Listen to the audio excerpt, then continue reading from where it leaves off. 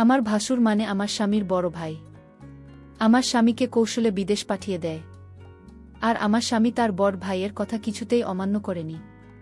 তাই সে বিদেশ চলে গেল। তারপর বাড়িতে আমি আর ভাসুর থাকি। একদিন রাতে ভাসুর বলল, আমার পায়ে খুব ব্যথা করছে, আমায় একটু মেসেজ করে দেবে। ভাসুরের এটা ছিল মিথ্যে অভিনয়। আমি ভাসুরের চিৎকার শুনে আমি তার পায়ে মেসেজ করতে গেলাম। তারপর ভাসুর দরজা লক করে দিল। তারপর আমার সাথে যা ঘটেছিল তা শুনলে তোমাদের মাথা গরম হয়ে যাবে। তাহলে গল্পটা বলি। আমি থাকায় স্বামী শাশুড়ি ভাসুরের সাথে থাকি। আমার স্বামী আর ভাসুর ব্যবসা করে। শাশুড়ি প্রায় অস্ট্রেলিয়ায় থাকতে জানুন আর বড় মেয়ের কাছে।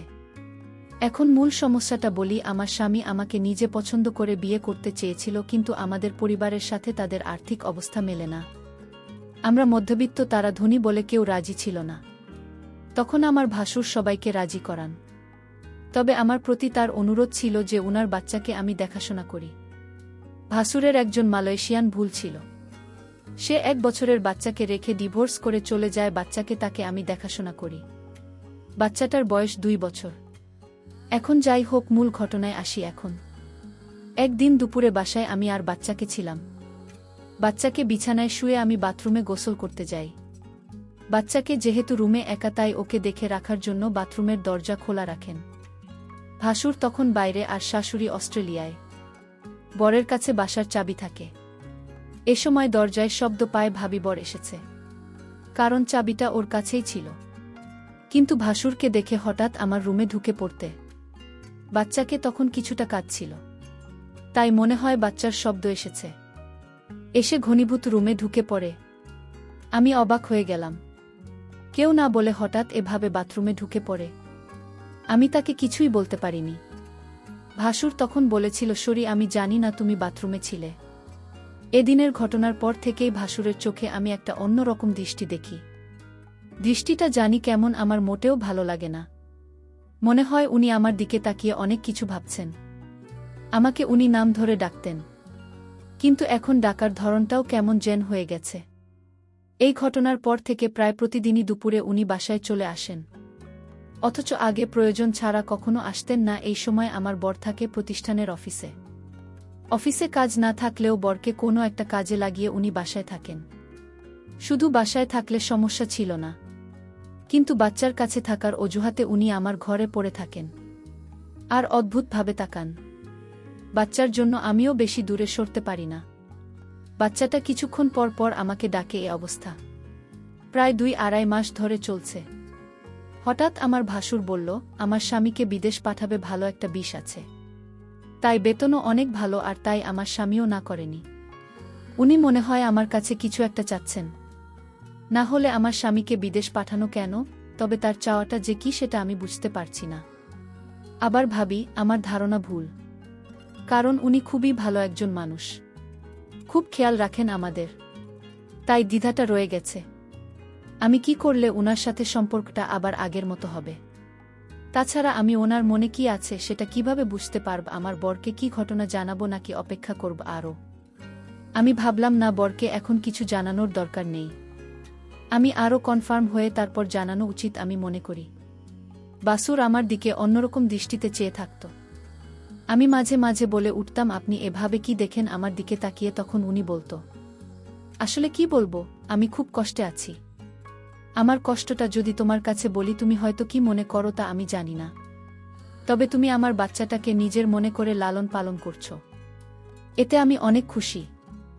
সত্যিকার অর্থে তুমি একজন ভালো ঘরের মেয়ে, কারণ এখনকার যুগের মেয়েরা তার নিজের সন্তানের প্রতি এতটা কেয়ার করে না যতটা তুমি আমার বাচ্চাটাকে করছো।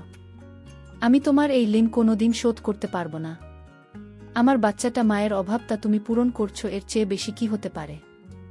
আসলে বিদেশি মেয়েরা তার সন্তানের প্রতি ভালোবাসা কম থাকে, তবে সবাই সমান না। বাঙালি নারীরা তার সন্তানের দিকে তাকিয়ে সারাটা জীবন কাটিয়ে দিতে পারে। বাঙালি নারীর কোনো তুলনা হয় না। তবে আমার ছোট ভাইয়ের বুক করে তোমাকে আনতে পেরে আমি নিজেকে ধন্য মনে করছি। আমার ভাসুর আমার এসব প্রশংসা করছিল। আমি তার প্রশংসা শুনে অনেকটা থমকে গেলাম। বাবারে, এত প্রশংসা! যাই হোক, ভাসুরকে একদিন দেখলাম খাওয়া দাওয়া ছেড়ে মনমরা হয়ে ঘরে শুয়ে আছে। এই বাড়িতে ভাসুরকে আমি দেখাশোনা ছাড়া আর কেউ নাই। দেখলাম ভাসুর আজ সারাদিন কিছু খায়নি। আমি ভাসুরকে বললাম, আপনার কি শরীর খারাপ? ভাসুর বলল, আমার মাথায় প্রচণ্ড ব্যথা করছে, সকাল থেকে কি করব বুঝতেছি না। আমি ভাসুরকে বললাম, আমি কি মাথায় একটু মেসেজ করে দিব? মেসেজ করে দিলে হয়তো ব্যথাটা কিছুটা কমে যাবে। ভাসুর আমার মেসেজের কথা শুনে অনেকটা খুশি হল। সে চেয়েছিল তার মাথায় মেসেজ করে দিই।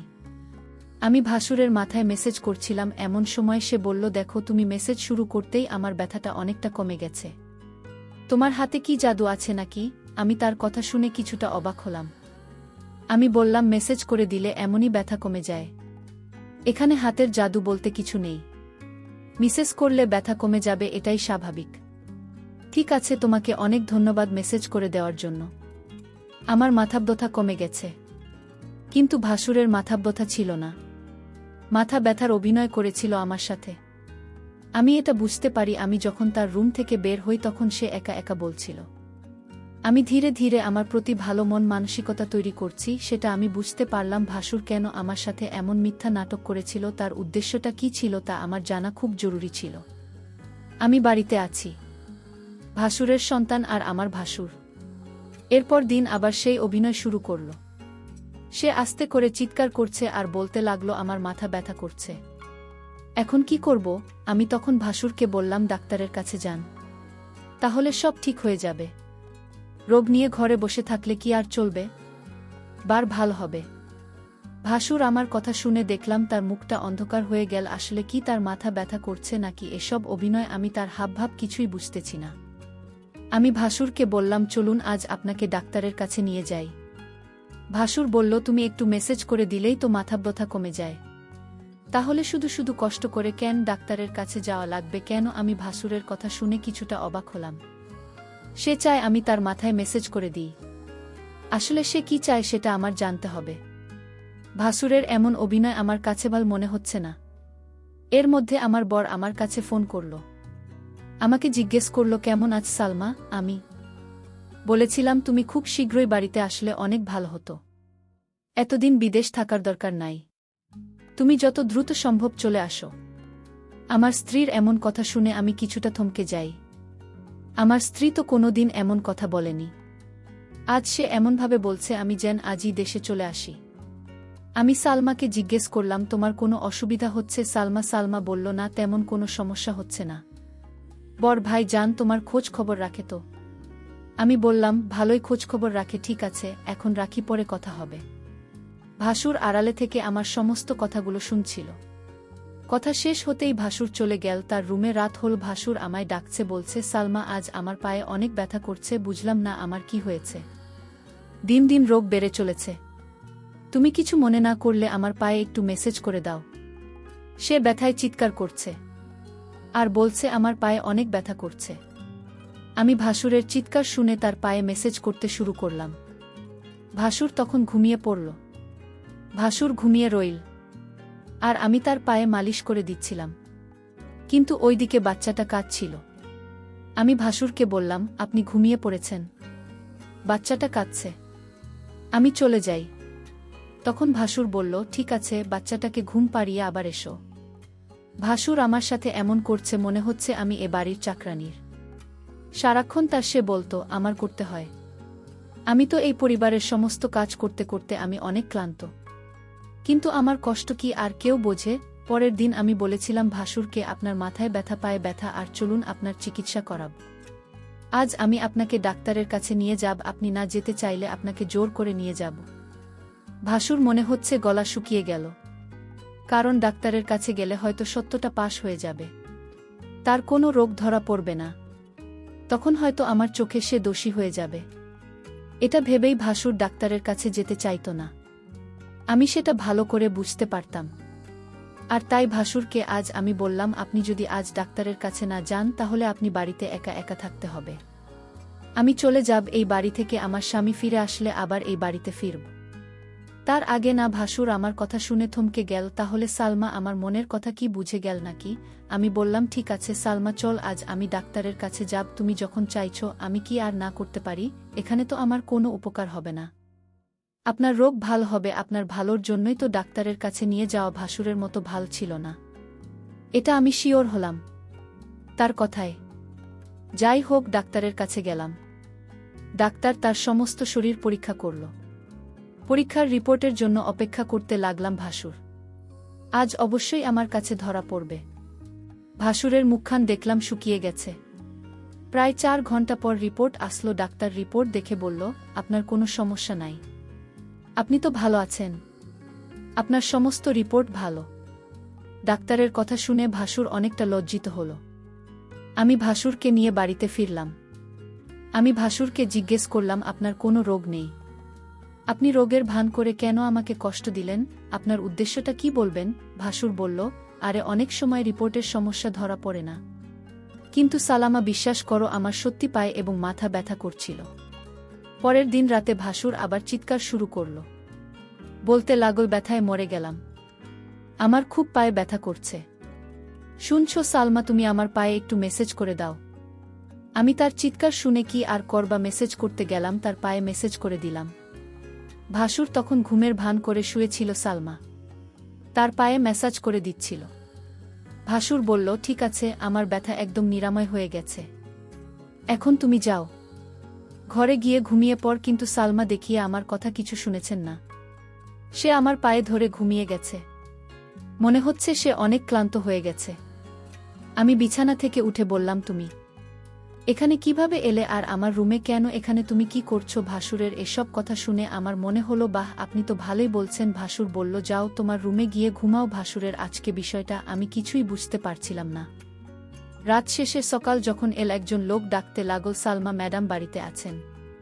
আমি বললাম, আমি সালমা, বলুন কি বলবেন? লোকটি আমার হাতে একটি কাগজ দিয়ে বলল, এটা আপনার স্বামী বাড়ি থেকে পাঠিয়েছে। আমি কান খুলে যা দেখলাম তা দেখে আমার মনে হচ্ছিল আকাশ বুঝি আমার মাথায় ভেঙে পড়ল। এটা ছিল ডিভোর্স লেটার। আমার স্বামী আমাকে বিদেশ থেকে ডিভোর্স দিয়ে দিয়েছে। আমার তো কোনো অপরাধ ছিল না, তাহলে কেন সে আমাকে ডিভোর্স দিল? আমি তো কিছুই বুঝতেছি না। আমি অনেকটা ভেঙে পড়তে লাগলাম, আমার মাথায় কোনো কাজ করছিল না, আমি এটা মেনে নিতে পারছি না। কোনো কারণ ছাড়াই আমাকে ডিভোর্স দিল আমার স্বামী, এটা আমি কিভাবে মেনে নেব? কিন্তু হঠাৎ আমার মধ্যে আমার স্বামী একটা ভিডিও সেন্ড করে পাঠাল। ভিডিওটা দেখে আমার মাথা ঘুরে গেল। ভিডিওটা তো আমি যখন ভাসুরের পায়ে ব্যথা ছিল তখন মেসেজ করেছিলাম সেই ভিডিও। আমি ভিডিওটা দেখে চমকে গেলাম।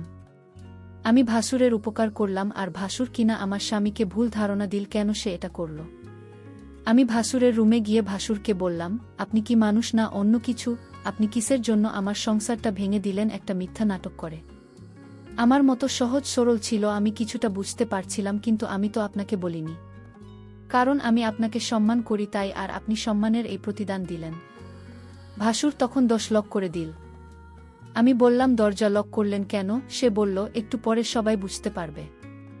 ভাসুর তখন আমার পায়ে এসে পড়ল আর বলল, তুমি আমায় ক্ষমা করে দাও, আমি যা করেছি আমার সন্তানের জন্য করেছি।